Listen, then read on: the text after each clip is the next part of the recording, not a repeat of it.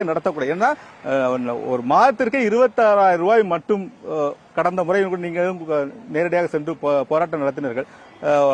மாதத்துக்கு 26,000 ரூபாய் கொடுத்தால் மட்டும்தான் தமிழகத்தில் வாழ முடியக்கூடிய சூழ்நிலை இருக்கும்போது இவர்களுக்கு மட்டும் வெறும் 50 ரூபாயை வைத்து எப்படி வாழ முடியும்? இது தொடர்பாக அடுத்த கட்டமா என்ன மாதிரியான நடவடிக்கை மேற்கொள்ள போறீங்க?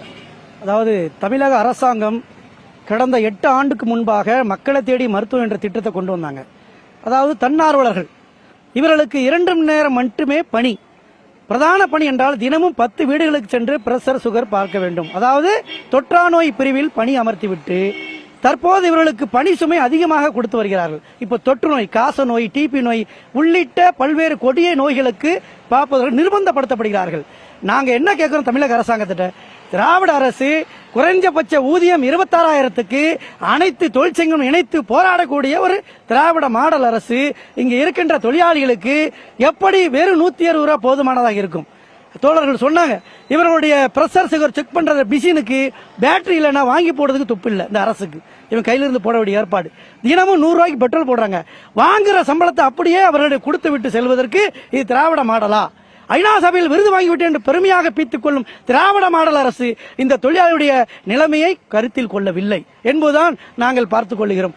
பலமுறை மாவட்ட ஆட்சியர் மனு கொடுத்தாச்சு, கோட்டையை நோக்கி முற்றுகை பண்ணியாச்சு.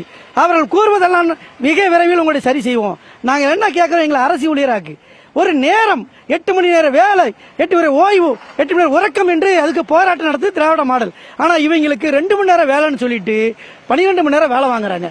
அதற்கான ஊதியம் கொடுக்கப்படுவதில்லை. குறிப்பா ஒரு ஆபத்து அந்த பெண் தோழர் சொன்னாங்க, அதாவது ஐடி கார்டு.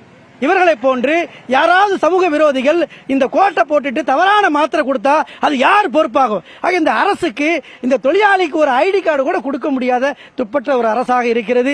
உடனடியாக இதை திருத்திக் கொள்ள வேண்டும். அது மட்டுமல்ல, இந்த திராவிட மாடல் அரசு சமூக நீதி பேசக்கூடிய அரசு, பெண்கள் உரிமையை பாதுகாக்கக்கூடிய அரசு இந்த பெண்களை பாதுகாக்க தவறி இருக்கிறது என்பதுதான் இந்த சிஐடி சார்பாக கேட்டுக்கொள்கிறோம்.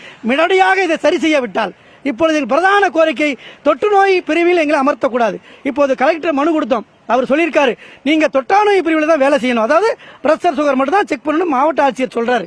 ஆனால் அங்கே சுகாதார ஆணையர் அப்படி அல்ல, மறைமுகமாக பல வேலைகளை திணிக்கிறாங்க. ஒருபோதும் ஏற்றுக்கொள்ள முடியாது. எங்களை அரசு ஊழியர் ஆக்குன்னு ஃபர்ஸ்ட் கோரிக்கை வச்சிருக்கோம். எங்களை வேலை நேரம் அமர்த்து, 8 மணி நேரமா 6 மணி நேரமா சொல்லு, ஜீவமே இல்லை. என்ன வேலை என்று எந்த ஜீவமும் இல்லை. ஆர்டரே இல்லாத ஒரு அராஜக போக்கு இந்த அரசும் சுகாதார நிர்வாகம் செய்கிறது. இது வன்மையாக கண்டிக்கிறோம். அரசு இதில் தலையிடவில்லை என்றால் மிகப்பெரிய மறியல் போராட்டத்தை மட்டுமல்ல வேலை நிறுத்தமும் தொடரும் என்று நான் கேட்டுக்கொள்கிறோம். மாலதி, நீங்க நேரடியாவே கேட்டிருக்கலாம். ஏன்னா அவரோட பரக்கூடிய சிரமங்கள் என்னவென்று என்பது அந்த தொழிலாளி தெரிவிக்கும் போதே தெரிவித்தார். கிட்டத்தட்ட நாங்கள் ஒரு 50 ரூபாய் அவர்களுடைய சம்பளமே எங்க கையிலிருந்து போடக்கூடிய சூழ்நிலை தான் தமிழகத்தில் இருப்பதாகவும், தொடர்ந்து நாங்கள் ஞாயிற்றுக்கிழமை கூட இந்த பணிகளை மேற்கொண்டு வருவதாகவும் தெரிவித்திருந்தார்கள்.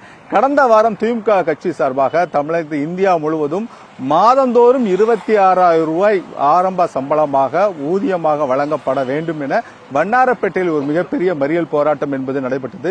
ஆனால் தமிழகத்தில் இது போன்ற மக்களை தேடி செல்லக்கூடிய மருத்துவம், அந்த நேரடியாக செல்லக்கூடிய ஒவ்வொரு பகுதி செல்லக்கூடிய பெண்களுக்கு வெறும் 5,500 ரூபாய் தான் வழங்கப்பட்டு வருகிறது. ஏனென்றால் பேச்சு ஒன்றாக இருக்கிறது, செயல் ஒன்றாக இருக்கிறது. ஆகவே இவர்களுக்கான ஊதிய உயர்வு என்பது வழங்கப்பட வேண்டும். ஞாயிற்றுக்கிழமைகளில் இவர்களுக்கான விடுமுறை என்பது வழங்கப்பட வேண்டும்.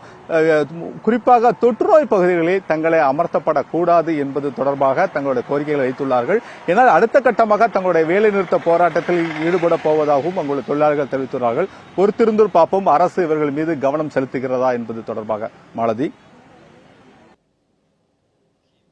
போராட்டம் குறித்து தங்களுடைய விரிவான நேரலை விவரங்களுக்கு நன்றி செல்வராஜ்.